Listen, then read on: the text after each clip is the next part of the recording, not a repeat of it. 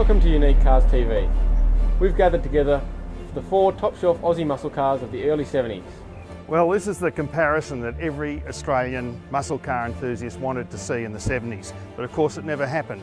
The Leyland Force 7V, it was a casualty of Leyland's closure, and the shoot-off that we all wanted to see never happened, but we've reproduced it here for the first time.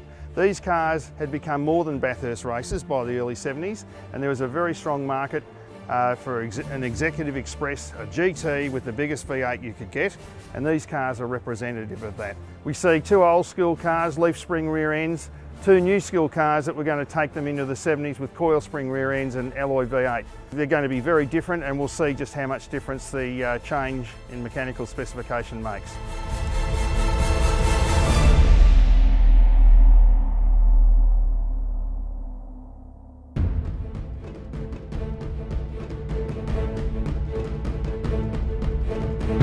This Monaro is a very important model. It was quite different to the earlier Monaros, which had Bathurst in mind. Holden, meanwhile, had gone to the XU1 for racing. It enabled the Monaro to become a very stylish cross-country coupe. This car still sits on its original suspension height. It was meant to go across any Australian road, flat out with a big lazy 350. One of the key differences between the HQ Monaro and the Falcon GT is that after Holden prepared the Tirana for racing, the HQ came out looking very clean.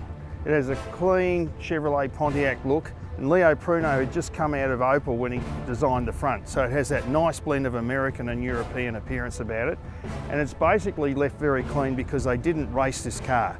It became a high-performance cross-country tourer.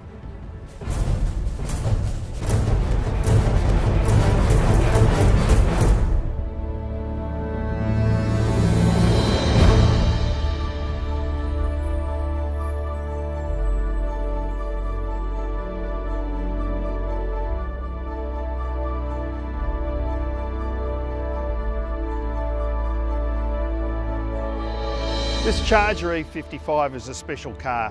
The Charger was brought out very quickly after the Australians realised that the Chrysler hardtop that the Americans wanted us to have was going to be too big and wouldn't sell. Their predictions proved entirely correct. So they rushed out the Charger on the same wheelbase as an EH Holden or a VB Commodore, of a much smaller car in other words. This is a very rare version because it has the best version of the small block V8, the 340. Many Chrysler enthusiasts believe that this car was ready to go to Bathurst, but in fact it wasn't. It was brought out as a special luxury model, and anyone who was lucky enough to buy one of these in 72, 73 came away with a very, very nice car. There are quite a few distinctive features on this Charger that the standard Charger didn't have. Special trim, the white and black. Yes, it looks a bit gaudy, but the trim pattern was very unusual. The white vinyl patches on the side made the coupe line look a bit sleeker. There's a red line in the grille, and of course the what we know now as the jelly bean alloys, but they were quite distinctive for the time, and to have them standard on a production model was quite unusual. Chrysler packaged this car as the ultimate luxury version of the Charger. As a result of the shorter wheelbase and the powerful V8 engine, it was a little sportier to drive than the others, less of a GT perhaps, but it was still a very beautiful and desirable car.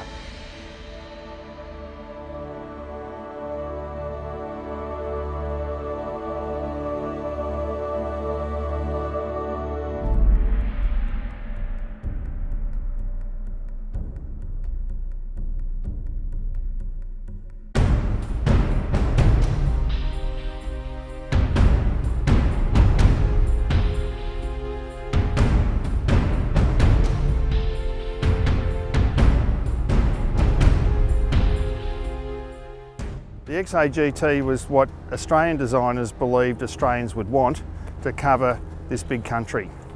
They not only had to produce a GT in every sense of the word, but out of these 4, it was the only car that raced at Bathurst in this specification.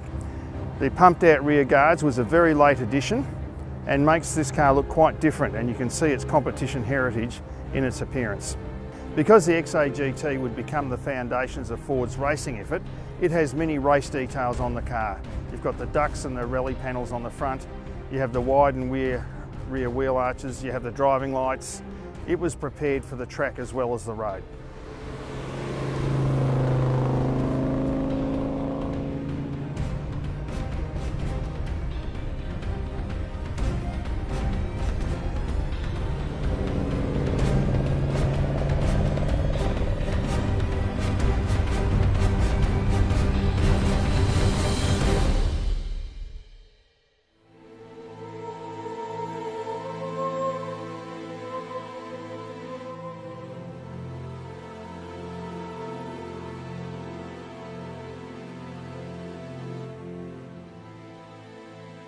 This is the car that Australian enthusiasts were really waiting to see in the showrooms, and it's an absolute tragedy that it never got to that point.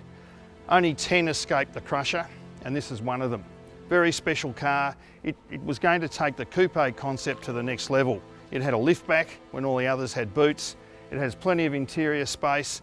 Its styling started to incorporate the European influence that Australians were starting to relate to. It was actually very unique to Australia, and an absolute tragedy that we never saw it in the showrooms.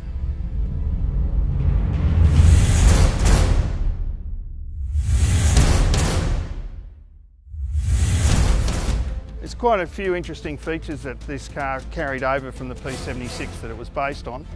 The dash was very comprehensive.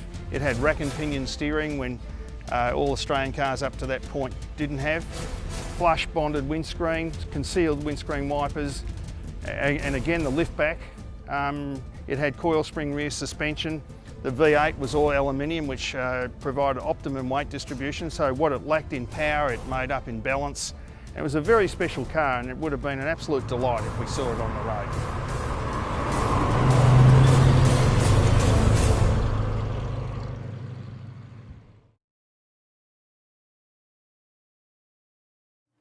I knew she was the one.